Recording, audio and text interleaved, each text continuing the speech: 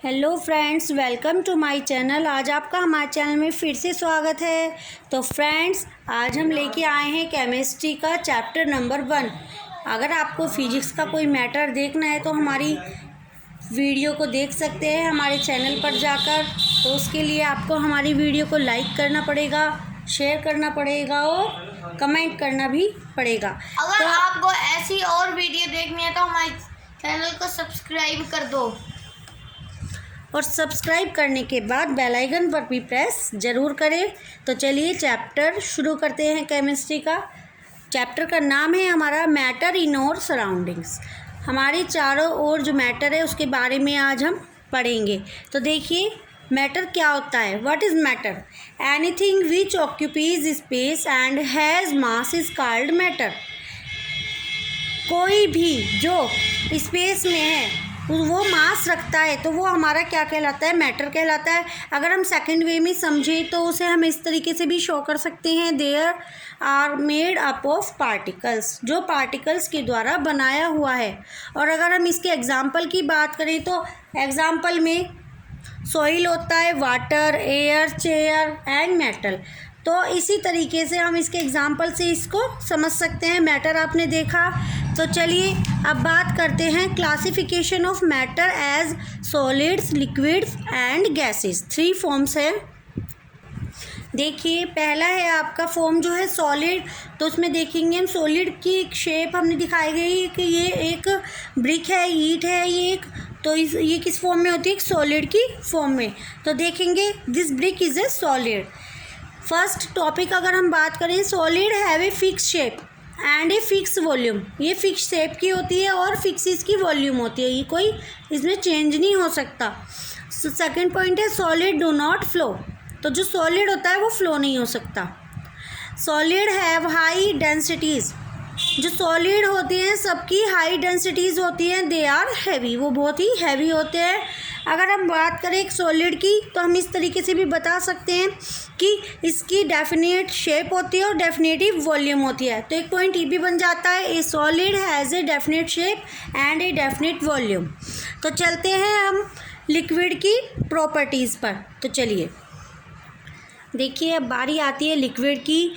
तो liquid have a fix volume. Liquid की एक फिक्स वॉल्यूम होती है but they have no fix shape. इसकी कोई फिक्स शेप नहीं होती क्योंकि लिक्विड ऐसा है जिस भी हमने कंटेनर में डाला तो उसी की शेप में हो जाता है। तो liquid do not fill their container completely. आपने देखा होगा कि हम किसी भी कंटेनर में लिक्विड को पूरा उस कंटेनर को फिल नहीं कर सकते, उसमें थोड़ा गैप करना होता है, अदरवाइज़ वो बाहर आ जाएगा। अगर हम उसका ढक्कन बंद करेंगे तो वो पूरा नहीं हो पाएगा। तो देखिए थर्ड पॉइंट आपका, लिक्विड जनरली फ्लो इजीली। जो लिक्विड होता है वो आसानी से फ्लो हो जाता है। अगर हम बात करें, आपने देखा था कि सॉलिड में एक फिक्स शेप होती है और फिक्स वॉल्यूम होती है। तो इसीलिए हमने बताया था कि डेफिनेट शेप और डेफिनेट वॉल्यूम। लेकिन अगर हम बात करें लिक्विड में तो इसमें डेफिनेट वॉल्यूम तो होती है बट नो डेफिनेट शेप। इसकी कोई डेफिनेट शेप नहीं होती। तो चलिए अब बात करते हैं गैसेस की। देखिए अब गैसेस के बारे में, gases have neither a fix shape nor a fix volume. Gases की ना तो फिक्स शेप होती है और ना ही कोई फिक्स वॉल्यूम होती है। Gases have very low density. Gases में बहुत ही लो के साथ डेंसिटीज़ होती हैं, बहुत ही कम उपस्थित होती हैं। नेक्स्ट है आपका, gases fill their container completely. अभी हमने आपको बताया था कि लिक्विड में हम पूरा फिल नहीं कर सकते कंटेनर में, लेकिन गैसेस में ऐसा नहीं है। गैसेस में हम कंप्लीट फिल कर सकते हैं किसी भी कंटेनर को। और नेक्स्ट पॉइंट अगर हम देखें तो गैसेस में है फ्लो इजीली। गैसेस आसानी से फ्लो हो जाती है। तो आपने देखा कि जो सॉलिड है वो एक डेफिनेट शेप की होती है और डेफिनेट वॉल्यूम होती है, लेकिन जो लिक्विड होती है वो डेफिनेट वॉल्यूम में उसमें डेफिनेट शेप होती है, डेफिनेट शेप नहीं होती और डेफिनेट वॉल्यूम होती है। लेकिन अगर हम बात करें गैसेस की तो गैसेस में आप देख सकते हैं इनडेफिनिट शेप होती है और इनडेफिनिट ही वॉल्यूम होती है। तो चलिए आगे देखते हैं।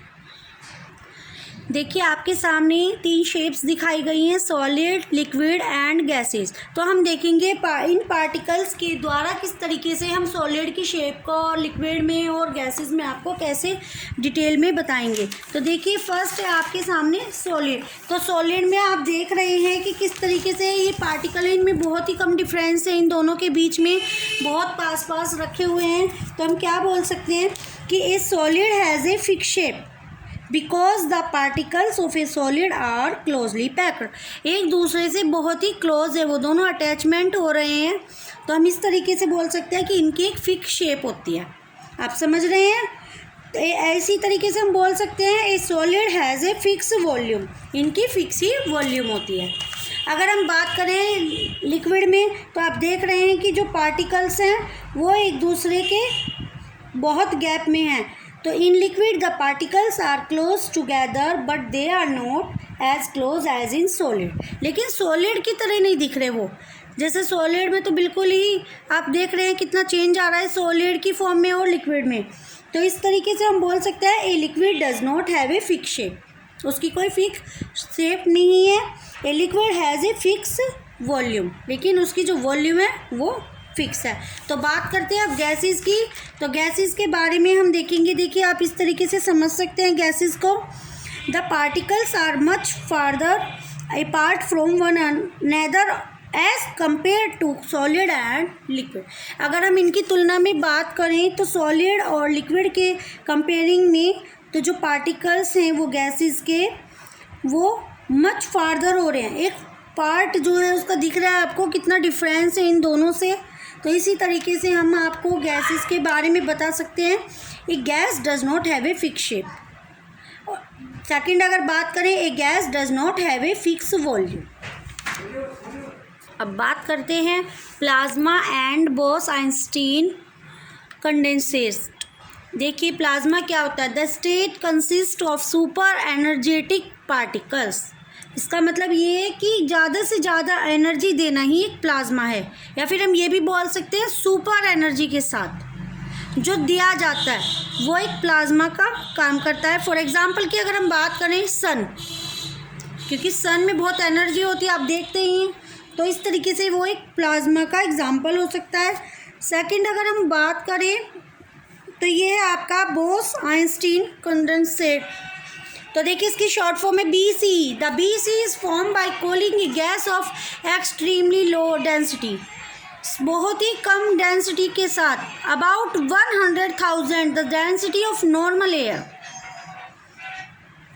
एक नॉर्मल एयर की टू सुपर लो टेम्परेचर, बहुत ही कमी के साथ जो टेम्परेचर होता है, यानी कि कोई रूम है वो बहुत बड़ा है, पार्टिकल्स उसमें हमने बहुत कम डाले हुए हैं तो वो पूरे कमरे में फैल जाएंगे। तो आपने देखा वो बहुत ही सुपर तरीके से हमने कुल कर रखा है। तो देखिए आप जो पार्टिकल्स कम हैं तो वो एक BC के रूप में ही दिखाई जा रहा है बोस-आइंस्टीन के द्वारा। देखिए प्लाज्मा के अगर यूजेस की बात करें तो इसे हम इस तरीके से बता सकते हैं। This plasma makes a fluorescent tube to glow.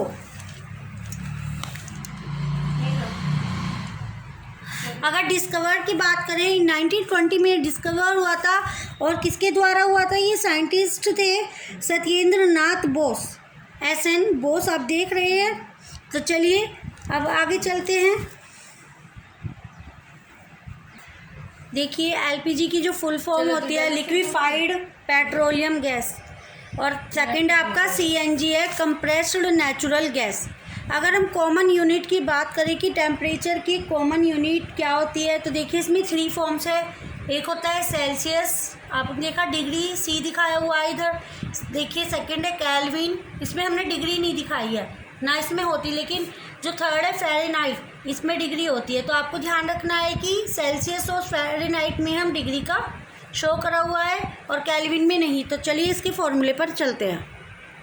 देखिए इसका फॉर्मूला होता है temperature of Kelvin scale is equal to temperature of Celsius scale plus 273। अगर हमें केल्विन की वैल्यू निकालनी है तो अगर हमारे पास सेल्सियस की वैल्यू दी रखी है टेम्परेचर में तो हम उसमें 273 ऐड कर देंगे तो हमारी वैल्यू इजीली आ जाएगी। अगर हम 0 डिग्री सेल्सियस की बात करें तो वो होता है 273 केल्विन। तो अगर हम इसे एग्जाम्पल के अनुसार समझें, अगर हमें बोला है कि कन्वर्ट कीजिए टेम्परेचर को 25 डिग्री सेल्सियस को केल्विन में, तो हम कैसे सॉल्व करेंगे। तो देखिए, हमने फॉर्मूला देखा, temperature of Kelvin scale is equal to temperature of Celsius scale plus 273। तो देखिए, हमने सेल्सियस स्केल पर वैल्यू रख दी, तो इज इक्वल टू में आ जाएगा हमारा 25 और प्लस में इसमें फॉर्मूले में 273। तो देखिए, इन दोनों को जोड़ने के बाद हमारी आती है 298। हमें केल्विन में बोला गया है तो इसके आगे हमने केल्विन लगा दिया, तो इट इज़ आंसर। सेकंड, अगर हम समझें कि कन्वर्ट कीजिए टेम्परेचर को 300 के टू द सेल्सियस स्केल, तो चलिए सेकंड देखते हैं। सेकंड देखिए, अगर 300 के को हमें सेल्सियस स्केल में चेंज करना है तो पहले हमने वही फॉर्मूला लिखा, temperature on Kelvin scale is equal to temperature on Celsius scale plus 273। तो देखिए, केल्विन की वैल्यू 300 गिवन है, हमें टेम्परेचर ऑफ सेल्सियस स्केल से हमें निकालना है प्लस 273। तो हमने इसकी वैल्यू निकालने के इधर पॉजिटिव से नेगेटिव में हो जाएगा, इज इक्वल टू की दूसरी साइड जाने के बाद, तो हमारा आंसर आता है 27 डिग्री सेल्सियस। तो चलिए, अब बात आती है कि फ़ारेनहाइट को हम कैसे सॉल्व करेंगे, तो उसका एक एग्जांपल भी देख लेते हैं। देखिए, फ़ारेनहाइट का जो फॉर्मूला होता है वो होता है 9/5 C, यानी कि सेल्सियस प्लस 32। तो नॉर्मल बॉडी टेम्परेचर की अगर हम बात करें वो होता है 37 डिग्री सेल्सियस। तो अगर हम उसमें 3 बढ़ा देते हैं तो वो हो जाएगा हमारा, बढ़ाने के बाद देखिए 37 + 3, तो यानी कि 40 डिग्री सेल्सियस। अब अगर डॉक्टर को दिखाया जाएगा तो वो हमें क्या बताएगा, 40 डिग्री सेल्सियस। अगर आप फ़ारेनहाइट में निकालें तो इसकी वैल्यू हम किस तरीके से निकाल सकते हैं, तो देखिए, इसमें फॉर्मूले में रखेंगे इसकी value, Fahrenheit is equal to 9/5 × 40, क्योंकि सेल्सियस की वैल्यू 40 है, प्लस 30, 5 8 × 40, 9 8 × 72 एंड प्लस 32। तो देखिए, आंसर हमारा आता है 104 डिग्री फ़ारेनहाइट। तो ये होती है वैल्यू ऑफ दिस। नेक्स्ट अब देखेंगे, अगर हमें इससे सेल्सियस की वैल्यू निकालनी है तो उसके लिए हमारा फॉर्मूला क्या बन जाएगा। देखिए, हमारा फॉर्मूला है Fahrenheit degree is equal to 9/5 Celsius degree plus 32 degree. तो अगर हमने सेल्सियस की वैल्यू निकालनी है तो प्लस वाला नेगेटिव में हो जाएगा इधर जाके, और अगर सेल्सियस की निकालनी है तो ये इधर जाके अपोजिट हो जाएंगे, 5 ऊपर आ जाएगा और 9 नीचे। इस तरीके से फॉर्मूला बन जाएगा। एक फ़ारेनहाइट से सेल्सियस निकालने के लिए आपको क्वेश्चन में इस तरीके से करने में बहुत हेल्प मिलेगी। तो चलते हैं, मेल्टिंग और बॉइलिंग क्या होते हैं इनके बारे में देखेंगे। देखिए, मेल्टिंग पॉइंट क्या होता है, process of conversion of solid to liquid.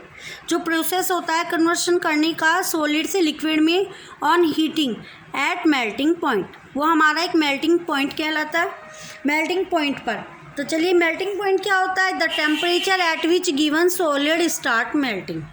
जो टेम्परेचर दिया जाता है सॉलिड को तो वो स्टार्ट कर देता है मेल्टिंग होना। अब बात आती है बॉइलिंग की।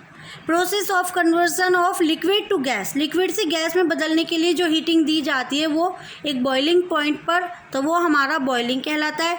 तो चलिए, अब समझते हैं व्हाट इज़ बॉइलिंग पॉइंट। देखिए, बॉइलिंग पॉइंट क्या होता है, the temperature at which gives solid start boiling. Solid को दिया जाता है बॉईल करने के लिए तो टेम्परेचर, तो वो हमारा एक बॉइलिंग पॉइंट होता है। अगर आपको वीडियो पसंद आ रही है तो लास्ट तक देखते रहिए। वीडियो को लाइक कर दीजिए, शेयर कर दीजिए और कमेंट करना ना भूलें। और अगर आप में से कोई हमारे चैनल पर नया है तो प्लीज़ सब्सक्राइब भी ज़रूर करें और बेल आइकन पर लेटेस्ट वीडियो के लिए प्रेस करना ना भूलें। तो चलिए, अब लास्ट टॉपिक है evaporation, the process of a liquid changing into vapour. जो प्रोसेस होता है एक लिक्विड को चेंज करने का वेपर में even below it's boiling point, उसके बॉइलिंग पॉइंट पर, तो वो हमारा कहलाता है इवेपोरेशन। इसमें कुछ टॉपिक हैं जैसे कि टेम्परेचर है, सेकंड है आपका सरफेस एरिया, थर्ड है आपका ह्यूमिडिटी, फोर्थ है आपका वाइंड स्पीड। तो आपने देखा इसमें 4 पॉइंट्स है। तो उम्मीद है आप सबको ये वीडियो पसंद आई होगी। Thanks for watching my video.